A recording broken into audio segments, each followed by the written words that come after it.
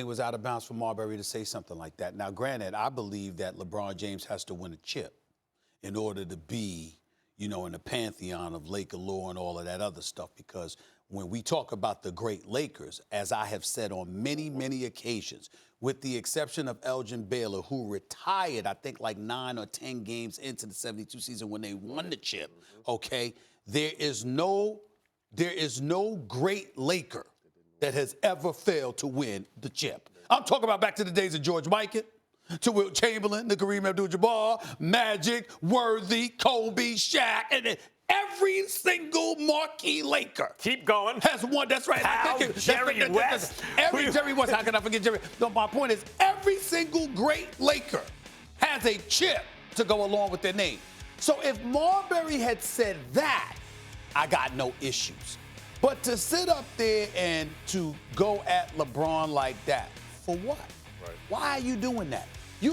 Listen, I covered Stephon Marbury when Marbury was a star at Lincoln High School in Brooklyn. I was a high school reporter for the New York Daily News. And it was actually one of my proudest times. You know why? Because everybody was sold on Felipe Lopez. And I was the one that was like, daily, well, hold on, y'all. Yeah.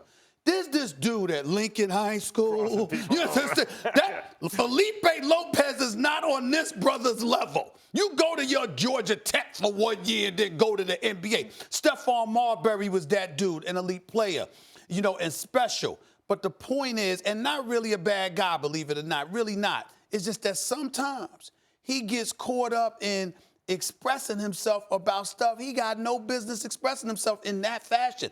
What have you done in your NBA career?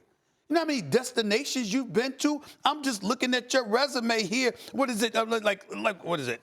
11, 14, 15 seasons. New York, Phoenix, New Jersey, Minnesota, Boston. China. And China. Big in China.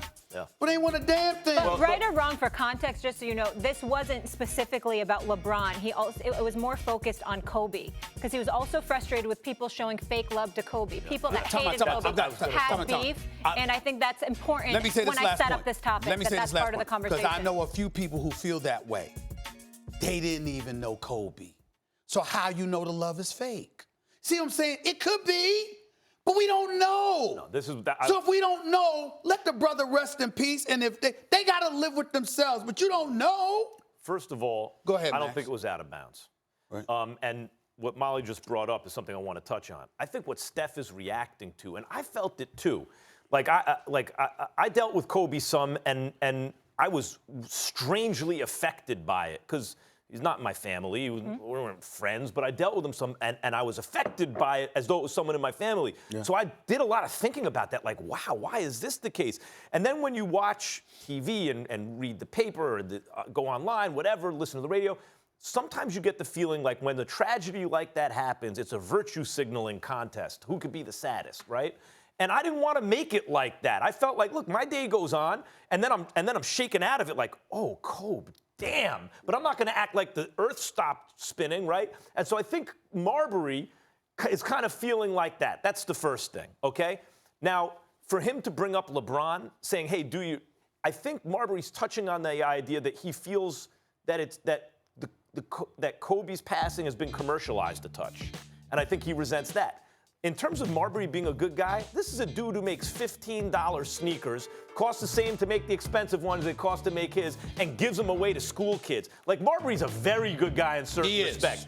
So I think in this day and age, you just speak your mind, and if it's unpleasant to some, now finally, Matt, before I kick it to you, real quick, is LeBron a true Laker? The fact of the matter is he is trying to be. My hat is off to him. He's giving his all to that franchise. If you're a superstar player, you want to be a true Laker, and you got traded there or you signed there, you must win a chip. Marbury's not wrong about that.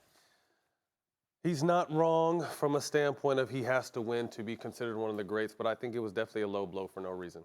To me, there's no reason. But then on the same point of view, I understand, not to say that LeBron had this kind of fake love with Kobe, because they obviously had a relationship, but I did see, knowing Kobe, he was one of the superstars that wasn't necessarily always overwhelmingly loved by everyone. Right. And obviously, when he passed, he was. So I understand what he's saying with the fake love. But as far as just taking a shot at LeBron, I just thought it was a cheap shot. It was unnecessary. Whether guys have to speak on it or do it, you want to just honor Kobe because he was such a great guy. So he's the man with number 23 playing for the Lakers now. So he feels it's his responsibility to kind of take on that burden. So I understand it. But to take a shot at him saying he's not even a true Laker, I think that was uncalled for. Kobe was a great dude, by the way. He was a great dude. You know what? Absolutely. And the thing about it is this, like, again, I've known Kobe for over 20 years, okay? And I'm a media member, and I can assure you that I didn't have the relationship with him that some of those players had. Right. But the kind of conversations that we had, the kind of things that we talked to, I can assure you most people in the media didn't have that kind of relationship with him. And I'm here to tell you something right now. I would never presume that somebody didn't have that relationship or didn't have that love for him. Because Kobe wasn't the kind of person that advertised his relationships with different people. Right. Kobe's relationship with you, he didn't go around talking about it. Kobe, you know what? We see guys, a Brian Shaw on TV, a Derek Fisher on TV. You have any idea? I mean, you got James Worthy. You got so many different kind of people.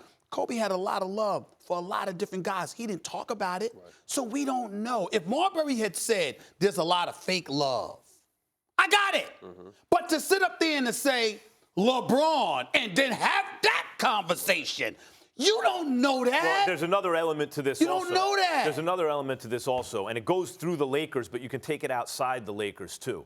The way Jordan was upset at the memorial, because in a sense he was the big brother, passed it to the little brother, even though their styles aren't exactly the same and all that, and there was overlap. Kobe was the best player in the league, and he was a generational talent, and then LeBron was. So in a way, the league torch got passed one to the other, and so Kobe does have special significance to LeBron. And obviously, Kobe can't be there at some, hopefully not a memorial, right, but at some ceremony honoring LeBron, weeping for LeBron. That can never happen. And he doesn't exactly, he's not 24 or 25 to Kobe's 24, the way Kobe was 24 to Jordan's 23, but still there's that connection. Thanks for watching ESPN on YouTube. For more sports highlights and analysis, be sure to download the ESPN app. And for live streaming sports and premium content, subscribe to ESPN+.